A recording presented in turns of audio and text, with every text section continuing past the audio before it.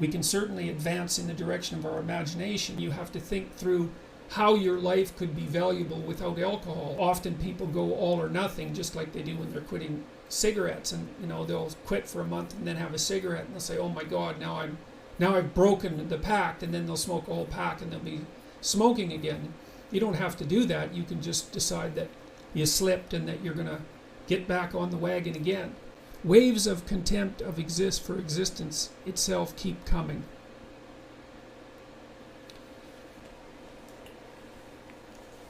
Well, I guess what I would say is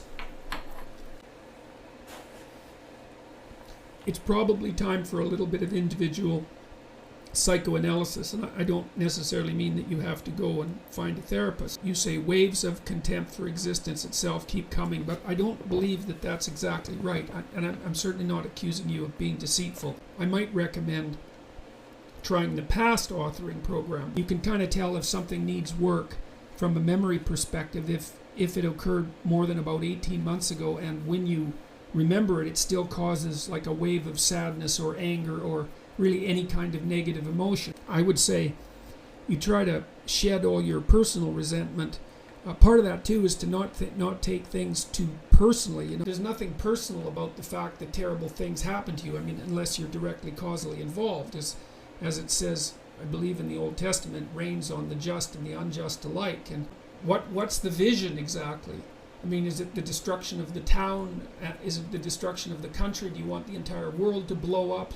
Or are there specific people that you're angry at, or maybe you're angry at yourself? You need to figure out those waves of contempt. How's the online personality test coming along? Can't wait for it. Well, it's coming along pretty well. We have all the reports written, and we have the underlying computer architecture finished, and at the moment we're just polishing it up, essentially, and we're hoping that you'll be able to get a very detailed description of all 5 of the big 5 traits, right? Extroversion, that's a positive emotion dimension. That will break down into enthusiasm and assertiveness. And neuroticism, that breaks down into withdrawal. Like if you're in a state of withdrawal, then you're frozen with fear and don't want to do anything. You're afraid to go out. You're afraid to engage in any complex task because you might fail. You'll doubt yourself intensely. That's withdrawal in neuroticism. And then volatility is that kind of impulsive touchiness that people often develop when they're in a bad mood, where if you reach your finger out to touch them, they'll flinch and maybe slap you, and they're oversensitive to small slights and they don't have much of a sense of humor.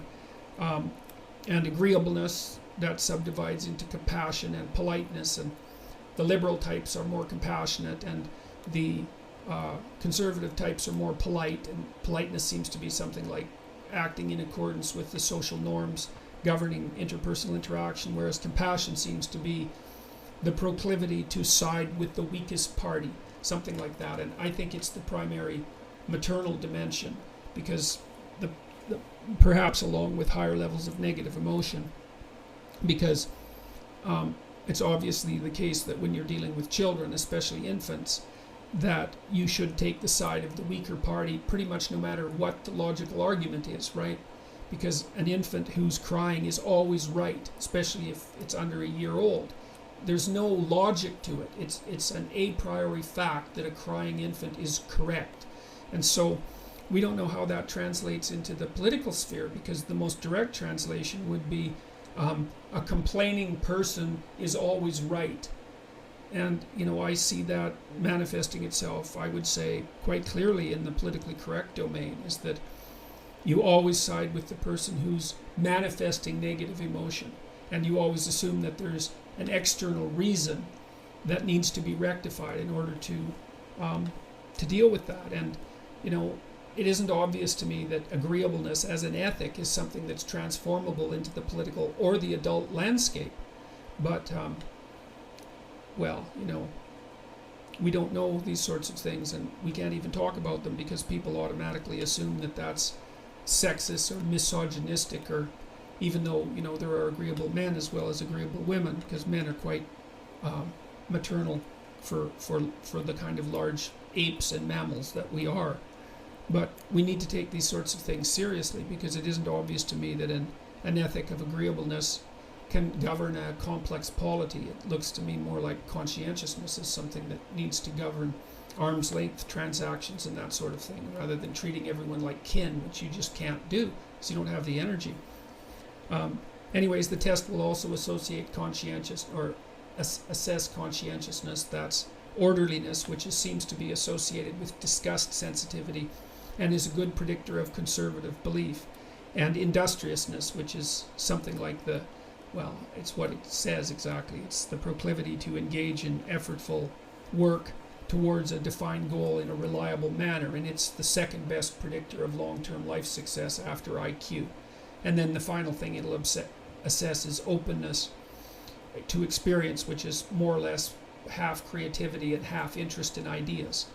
And so if you take the test, you'll get about a 10-page report, and it's quite detailed, and it tells you where you fit on a percentile basis and what your strengths and weaknesses are going to be as a consequence. And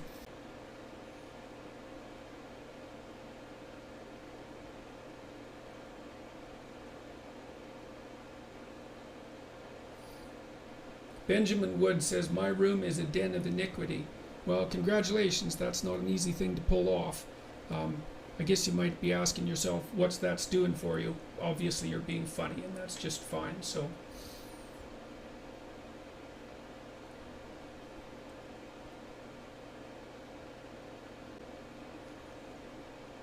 what advice would you give to someone looking to quit porn? Well, I gave some advice a little earlier about quitting alcohol, and I would say it isn't that you're trying to quit porn. It's not the right way to think about it. The right way to think about it is that you're trying to figure out how to have a better life. Decide if that's the pathway through life on which you wish to travel. And then I would also say good luck to you. It's a very good idea to identify one of your weaknesses and work on it. You can strengthen yourself substantially by doing that.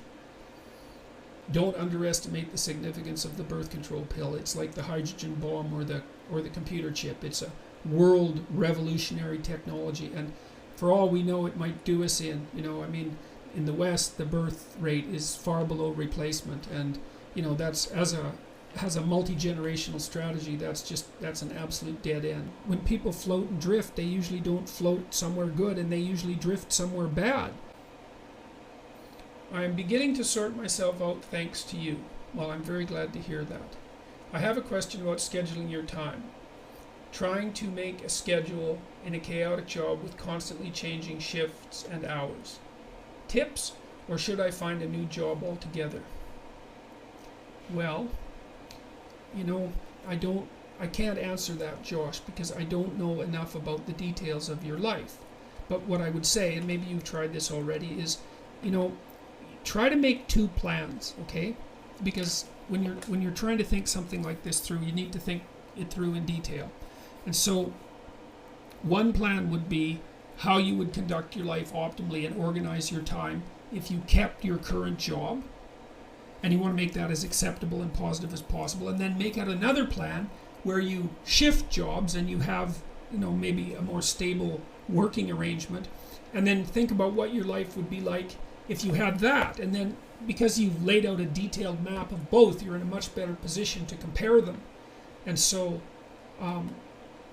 you might need to talk to somebody about that too, but that's what I would recommend, because it's just too complicated a job. Like if you find that your sleep is chronically disrupted and you can't organize your life, the fact that shift change is no trivial thing, and it can really throw your mood regulation for a loop too. And I don't know if that's happening to you or not, but that's also something else that's worth taking into consideration.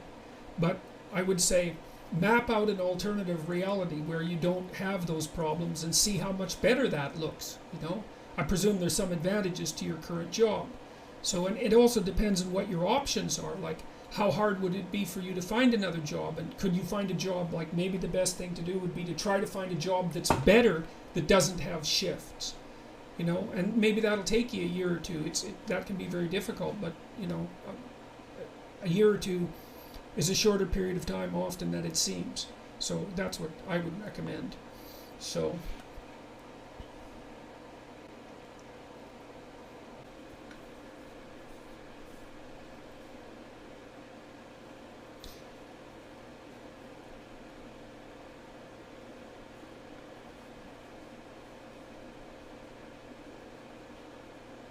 Nothing motivates me. Aside from eating and sleeping, I lie in my bed all day.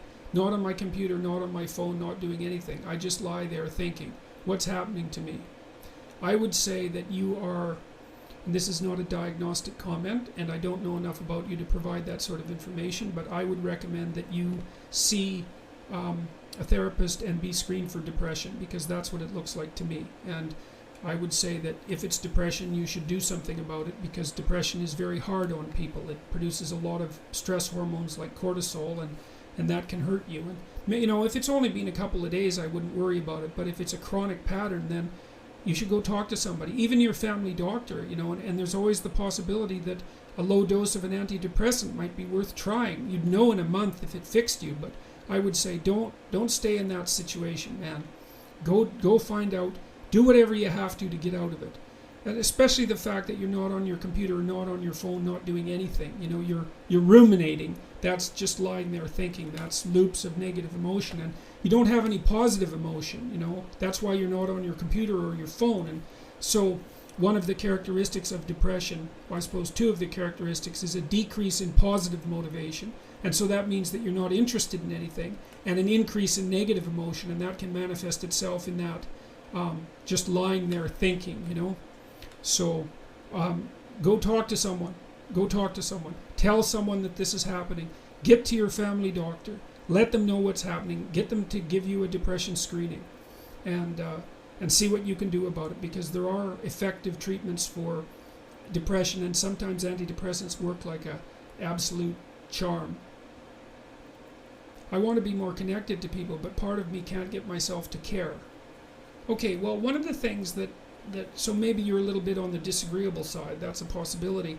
There's some interesting clinical evidence that suggests that one of the things that disagreeable people can do in order to facilitate their interactions with other people is to do people favors.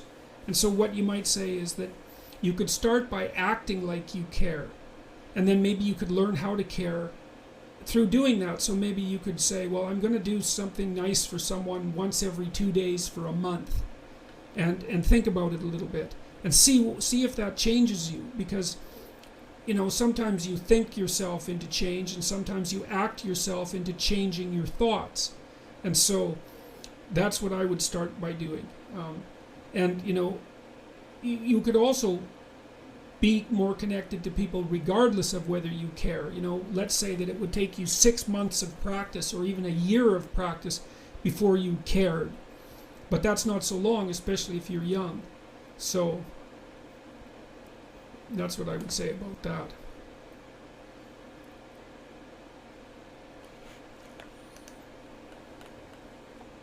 There's a good series of social psychology experiments that show, like, imagine that you bring someone into a lab and you have them write an essay about, or fill out a questionnaire about their political opinions, so you get a baseline measure of their political stance, and then you ask them to write 1,000 words, maybe they identify as right-wing, and then you get them to write a 1,000-word essay on why a particular left-wing position is true.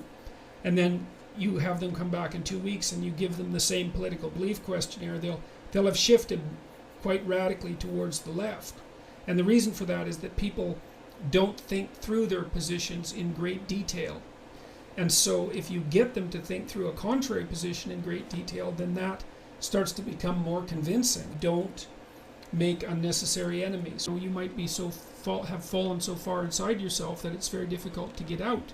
Do you plan your day much, or your time generally? Does this lead to higher productivity? Yes, I plan my day obsessively. My calendar is always absolutely full, and often weeks in advance. And I plan in the morning, especially when I'm on top of things. And I plan each hour, and I probably plan each minute. And yes, it leads to way higher productivity. You decide what your goals are going to be. You place them in the calendar. Use the calendar as your friend, because what you want to do with the calendar is design a day that you want to have, or a day that would be good for you. And a day that would be good for you is one that you're when you end the day, you feel that you've moved yourself ahead towards your valued goals, and that you've kept chaos under control, and that enables you to sleep soundly and with a good conscience, and to know that the next day is going to be at least not worse than that day. If you're avoiding something, you could schedule in 5 minutes of it and say, well, like if you're avoiding looking at some bills because you're afraid of them, your first step might be to schedule in 5 minutes where you just look at the bill. You don't do anything else. Responsibilities are those things that ruin your life if you don't fulfill them.